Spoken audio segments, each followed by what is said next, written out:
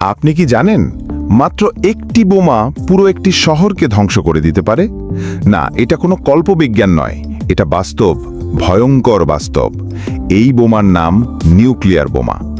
আজ আমরা জানব এই পারমাণবিক অস্ত্র কিভাবে তৈরি হয়, কি কি উপাদান লাগে, আর বিজ্ঞান এর ভেতরে কিভাবে কাজ করে, যা জানলে গা শিউরে উঠবে।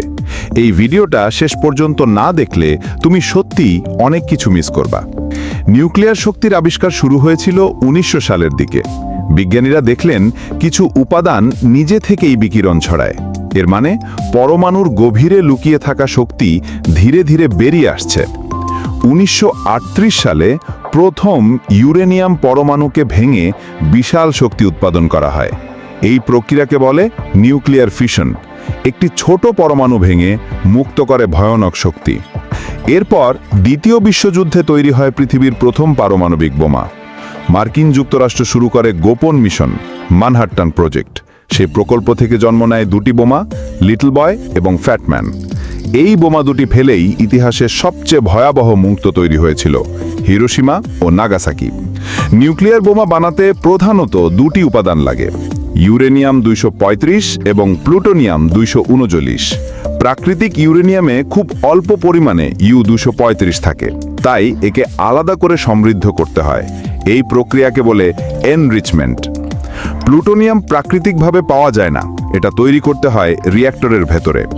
তবে শুধু এগুলা দিয়ে বোমা হয় না, আরও কিছু উপাদান দরকার হয়, ডিটেরিয়াম, ট্রিটিয়াম, বেরিলিয়াম এবং লিথিয়াম।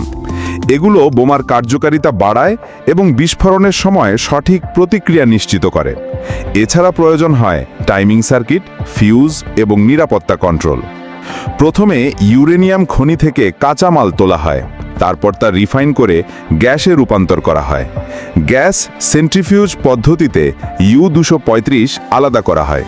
প্লুটোনিয়াম তৈরি হয় ইউরেনিয়াম 238 থেকে নিউট্রন দিয়ে রিঅ্যাক্টরে রূপান্তর করে। তারপর শুরু হয় বোমার ডিজাইন প্রক্রিয়া। দুই ধরনের ডিজাইন বেশি ব্যবহৃত হয়, গান টাইপ এবং ইমপ্লোশন টাইপ। গান টাইপে দুটি ইউরেনিয়াম 235 অংশকে গুলি করে একত্রে ধাক্কা দেওয়া হয়। ইমপ্লোশন টাইপে প্লুটোনিয়ামের চারপাশে বিস্ফোরক বসিয়ে ভেতরে চেপে ধ্বংসাত্মক প্রতিক্রিয়া ঘটানো হয়। সবচেয়ে গুরুত্বপূর্ণ হল টাইমিং এবং একসাথে প্রতিক্রিয়া শুরু করা।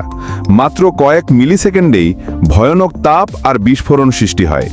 একটি নিউট্রন হাজার হাজার পরমাণুকে ভেঙে দেয়। এই চেইন রিয়াকশন থেকেই জন্ম নেয় নিউক্লিয়ার বিস্ফোরণ। নিউক্লিয়ার অস্ত্র তৈরি করার পাশাপাশি এটাকে নিরাপদ রাখা অত্যন্ত গুরুত্বপূর্ণ। একটি ভুলেই পুরো শহর উড়ে যেতে পারে। তাই ব্যবহার করা হয় special code, digital lock, permissive action link. বিশ্বে অনেক দেশ একসাথে সিদ্ধান্ত নিয়েছে নিউক্লিয়ার অস্ত্র যেন অকারণে ছড়ানো না হয়।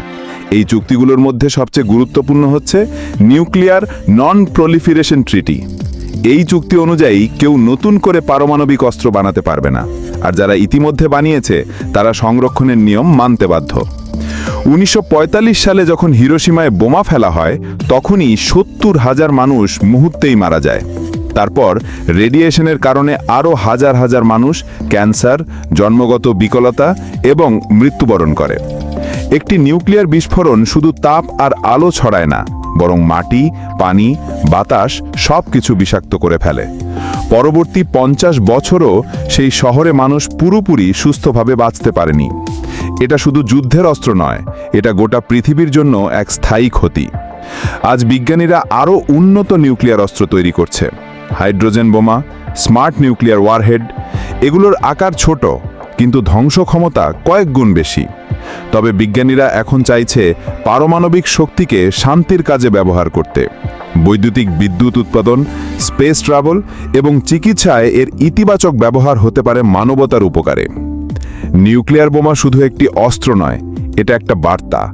আমরা কিভাবে বিজ্ঞানের সবচেয়ে বড় শক্তিকে নিয়ন্ত্রণ করব, সেটা আমাদের হাতেই। একটি ভুল সিদ্ধান্ত, একটি ভুল ব্যবহার লাখ লাখ জীবন মুছে দিতে পারে। তাই বিজ্ঞানের শক্তিকে ডিস্ট্রাকশনের জন্য নয়, বরং কনস্ট্রাকশনের জন্য ব্যবহার করাই আমাদের মূল লক্ষ্য হওয়া উচিত।